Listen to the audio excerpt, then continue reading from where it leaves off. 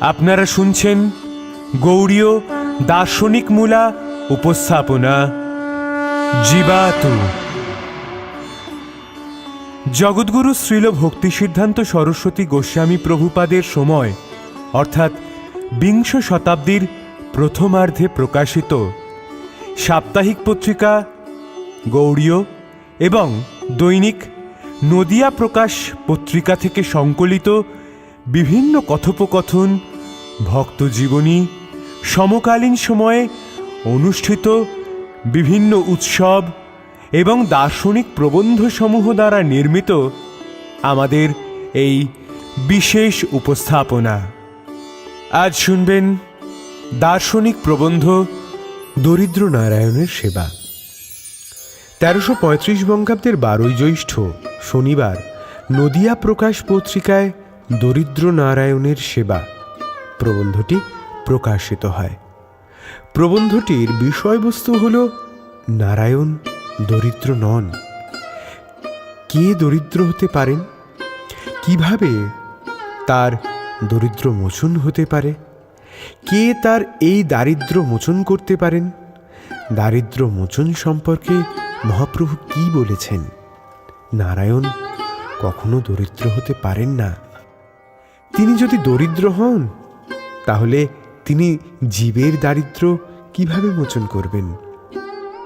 কৃষ্ণতত্ত্ববেত্তা গুরুই জীবের অভাব মোচন করতে পারেন, কিন্তু বর্তমানে কিছু প্রতিষ্ঠাশালী লোক এই কাজে ব্রতী হয়ে তারা জীবকে ভগবানের সমপর্যায়ভুক্ত মনে করে নিত্যকালে অপরাধী হচ্ছেন। মহাপ্রভু জীবে দয়া বলতে জীবের উপকারকেই বলেছেন। এই উপকার শুধু টাকা দিয়ে নয়, বিদ্যা অভাব পূরণ করেও জীবের অভাব মোচন করা যায়। শ্রীমৎ সিদ্ধস্বরূপ এই কথাটি আজকাল বাজারে যেন হরদম চলছে। শতকরা 99 জন লোক এই কথাটি বিনা বিচারে বলে আসছে। এইরূপ বলায় যে তারা কি বুদ্ধিমত্তার পরিচয় দিয়ে থাকেন তা শুধু পাঠকগণ একটু বিচার করুন। নারায়ণ সমস্ত ঐশ্বর্যের অধীশ্বর। যিনি অভাবগ্রস্ত তিনি দরিদ্র। সুতরাং নারায়ণ ও দরিদ্র দুইটি বিপরীত শব্দ। এইরূপ দুইটি বিপরীত শব্দ বিশেষ্য ও বিশেষণ রূপে কখনো ব্যবহৃত হয় না। কোনো বৈয়াকরণিক, নৈয়ায়িক, বৈদান্তিক কি কোনো দার্শনিক পণ্ডিত কখনো এইরূপ কথা বলতে পারেন না। সোনার পাথরের বাটি বললে যেরূপ কথাটা অমূলক হয়, এও তদ্রূপ। নারায়ণ কখনো দরিদ্র নয়, দরিদ্র কখনোই নারায়ণ হয় না। জীবেরই দরিদ্র হওয়ার সম্ভাবনা।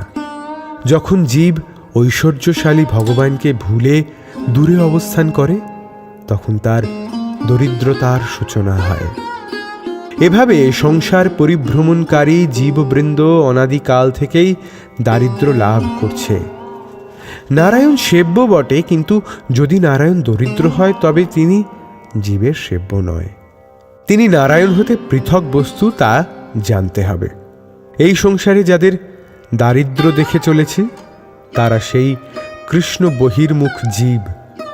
কৃষ্ণ সর্বধনের মালিক, তাঁর সন্তান কখনো হওয়া উচিত না। পিতা ধনী হলেও পুত্র যদি দুশ্চরিত্র হয় সে পিতার আনুগত্য ত্যাগ করে। ফলে যেমন পুত্র পিতার ঐশ্বর্য ভোগ করতে পারে না, সেইরূপ কৃষ্ণ বহির্মুখ জীবও দরিদ্রতারূপ অভাবকে স্বেচ্ছায় বরণ করেছে। ওরা যে চিরদিন এই দরিদ্রতা ভোগ করবে তা নয়, তবে দরিদ্রতা মোচন করবে কে? দারিদ্র যার মোচন হয়েছে তিনি তো জীবের দরিদ্রতা মোচন করতে সক্ষম। দরিদ্র ব্যক্তি কখনো দারিদ্র্যের অভাব মোচন করতে পারেন না। কৃষ্ণ রূপধন হারিয়ে যখন জীব দরিদ্র হয়েছে তখন কৃষ্ণতত্ত্ববেত্তা গুরু ব্যতীত জীবের দরিদ্রতা মোচন করতে আর সক্ষম হবে কে? অন্ধ ব্যক্তি যেমন চক্ষের অভাব দূর করিতে পারে না, তদ্রূপ একমাত্র কৃষ্ণ প্রেম ধনে ধনী বৈষ্ণব ব্যতীত অন্য কেউ জীবের দরিদ্রতা মোচন করতে পারে না। কিন্তু আজকাল দেখছি এর বিপরীত কতকগুলি প্রতিষ্ঠাশালী লোক এইরূপ কার্যে ব্রতী হয়েছে। তারা জীবকে ভগবানের সমপর্যায়ে ভুক্ত করে, ভগবানের চরণে নিত্যকালের জন্য অপরাধী হচ্ছেন। তারা জীবের উপকার করতে গিয়ে বরং অপকারই করে বসছেন। শ্রী মহাপ্রভুজি বেদ সম্বন্ধে যে উপদেশ দিয়েছেন তা আমাদের স্মরণ করা উচিত। তিনি বললেন, ভারত ভূমিতে হইল মনুষ্য জন্ম যার, জন্ম সার্থক করো করি পর উপকার। পর উপকার শব্দের অর্থ শ্রেষ্ঠ উপকার। সে উপকার করলে জীবের আর কোনো অভাব থাকে না।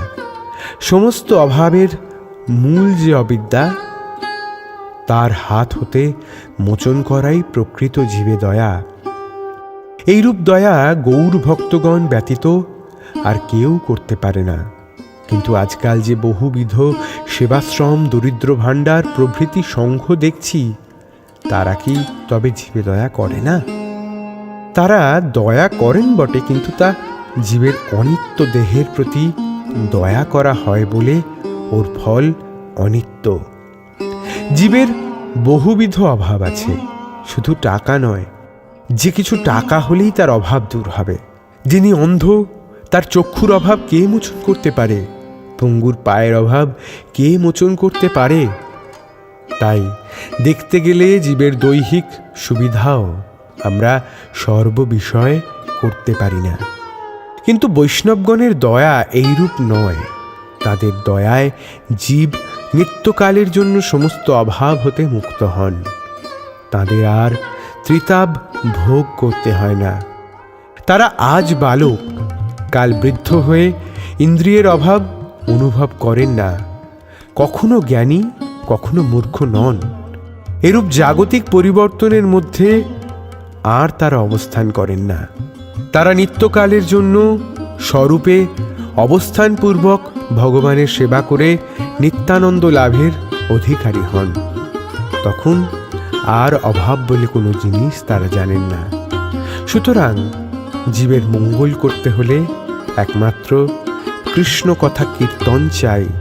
এতদ ব্যতীত অন্য কোনো পথ নাই।